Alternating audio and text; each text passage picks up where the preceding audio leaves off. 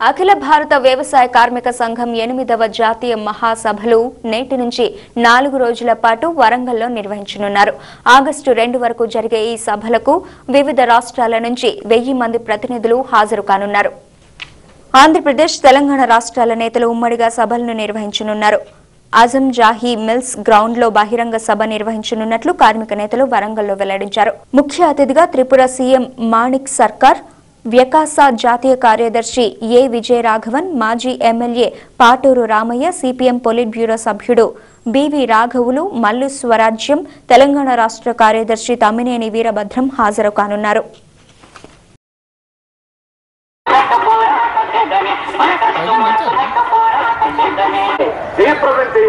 July 30 నుండి August 2 వరకు జరిగే జాతీయ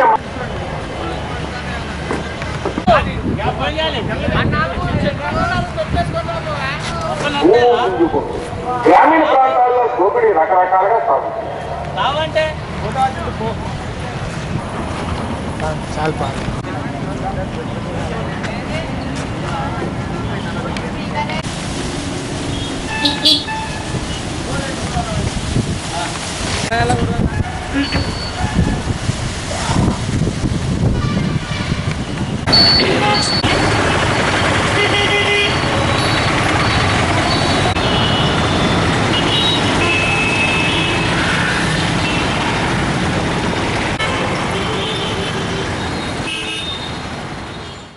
ప్రారంభం కాబోతున్నాయి.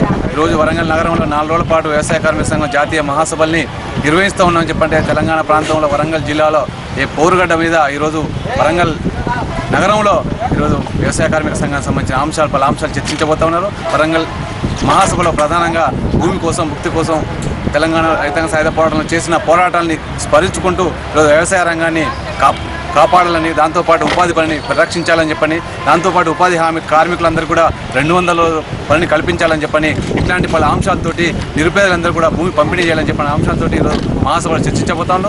ఈ మహాసభ సందర్భంగా 30వ తారీఖు ఈరోజు బహిరంగ సభ కూడా ఏర్పాటు చేయడం జరుగుతుంది. ఈ బహిరంగ సభకు సంబంధించి ఇప్పటికే వరంగల్ నగరాన్ని ఎర్రబారాది, వరంగల్ నగరంలో అనేక రకాల తోరణాలు, దాంతోపాటు హార్చీలు, హోర్డింగ్స్ ఇట్లాంటి మొత్తం డెకరేషన్ చేయడం జరిగింది.